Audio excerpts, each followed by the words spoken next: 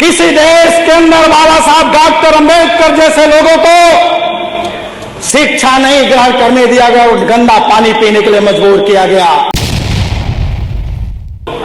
कि जिस राम राज्य की बात कही जाती है, कबीरदास का एक दोहा है, गुरु गोविंद दो खड़े काके पर लागू पाए, अब बलिहारी गुरु अपने गोविंद दियो बताए।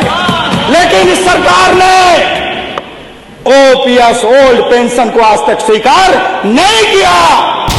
जिस गुरुओं को के माध्यम से हमें ज्ञान हासिल होता है, वो सड़कों पर लाठियां खा रहे हैं, संघर्ष कर रहे हैं। यह है समाजवादी पार्टी के अध्यक्ष अखिलेश यादव के विधायक संदीप पटेल, जो प्रदेश के लाखों कर्मचारियों के बुढ़ापे की लाठी, पुरानी पेंशन और सड़कों पर लाठियां खा रहे शिक्षकों, बेरोजगार नौजवानों और शिक्षा मित्रों की आवाज को सदन में उठा रहे। विधानसभा में जब उन्होंने गरजना शुरू किया, सदन में बैठे सत्ता के लोगों की बोलती बन गई। उन्होंने कहा कि यह विधानसभा जब से चली तब से कुछ लोग राम के बहाने आरएसएस के एजेंडे को लागू करना चाहते। जहां नौजवानों गरीबों की चर्चा होनी चाहिए, वहीं बड़ी चालाकी से चंद सरकार के लोग आरएसएस के एजेंडे को लागू करने के लिए मैं खड़ा हुआ हूं। माननीय अधिष्ठाता महोदय, यह विधानसभा जब से चली, इस विधानसभा में लोग जिस तरह से राम के आदर्शों के बहाने आरएसएस के एजेंडे को लागू कराना चाहते हैं,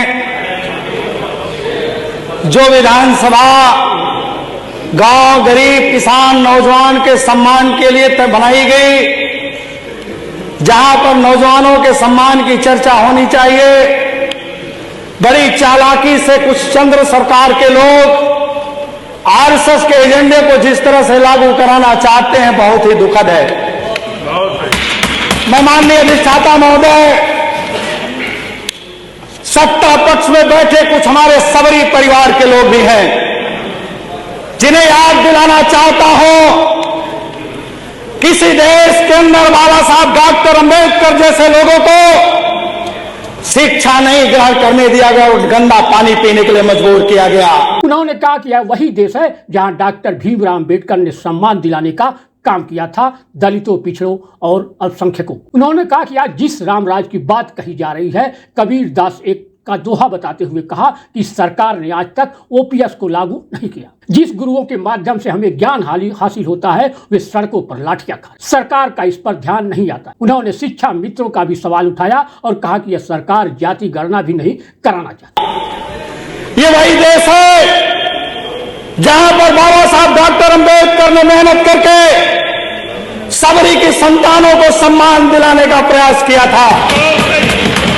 मैं आज बड़ी जिम्मेदारी से कहना चाहता हूं कि जिस राम राज्य की बात कही जाती है, कबीरदास का एक दोहा है, गुरु गोविंद दो खड़े काके पर लागू पाए, अब बलिहारी गुरु अपने गोविंद दियो बताए।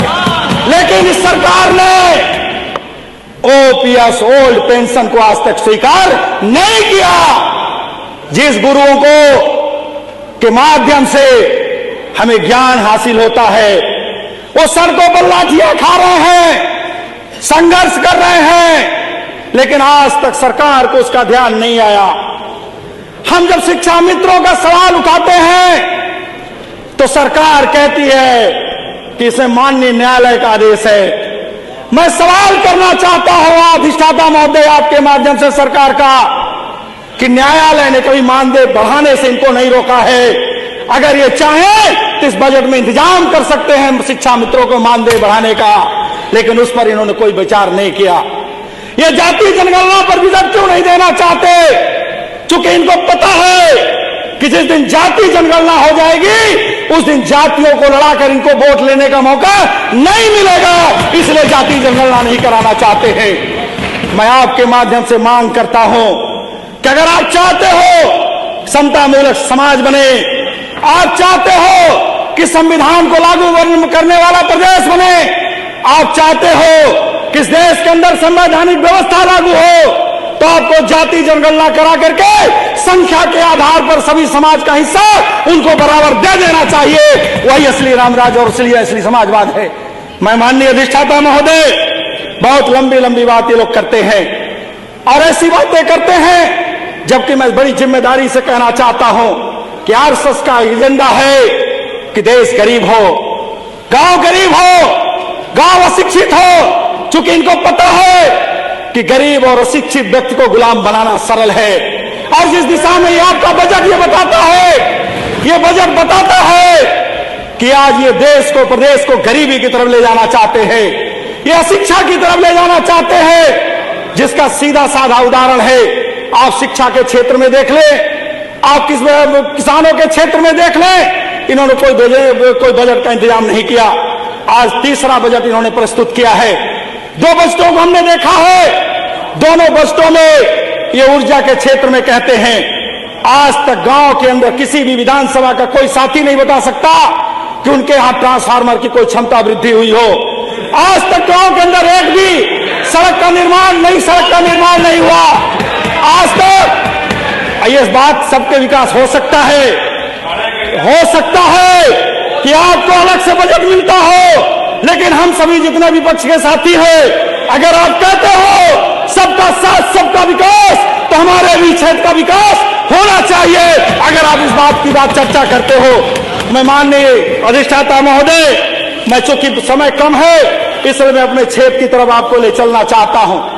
ये 2025 के कुंभ की बात करते हैं, मैं आपको बताना चाहता हूं 2012 का कुंभ आदरणीय अखिलेश जी की सरकार में हमारे नेता की सरकार में हुआ था।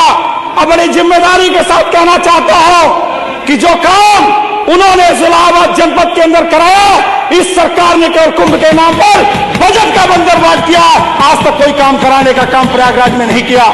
मैं अधिष्ठाता महोदय, मैं कहना चाहता हूं, जब हम विधानसभा के अंदर खड़े होते थे, घटना याद आती है, जब 27% रिजर्वेशन की बात होती है, जब मंडल की बात होती है, तब इनकी तरफ से कमंडल की बात शुरू कर दी जाती है, क्योंकि इनको मंडल को दबाने का प्रयास किया जाता है।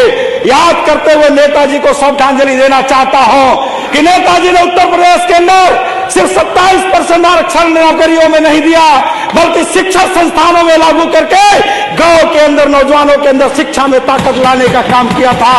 और माननीय अधिष्ठाता महोदय, मैं अपने क्षेत्र के विकास की तरफ आपको ले जाना चाहूंगा।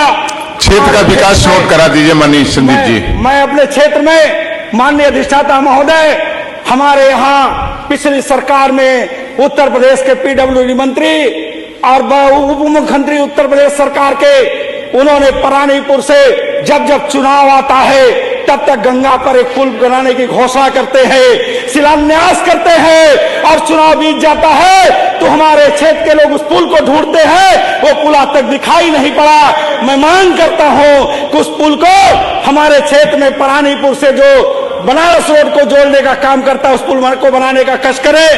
एक सड़क हमारे यहाँ करसना विधानसभा के साथी विधायक बैठे हैं, जो उनके क्षेत्र से निकलकर मेरे क्षेत्र से होती हुई विंध्याचल को जाती है, मैं उसको स्टेट हाईवे बनाने की मांग करता हूं। इतना ही नहीं, हमारे क्षेत्र के अंदर तमाम धार्मिक स्थल हैं, मैं आपसे मांग करता हूं कि उनको धार्मिक स्थलों को पर्यटक स्थल में चयनित करके उनका विकास करने का काम करे। मैं आपके माध्यम से एक बात कहते हुए मैं अपनी बात खत्म करूंगा। ये जो आरएसएस की मंशा है देश को गरीब बनाने की, आरएसएस को मंशा है आरक्षण को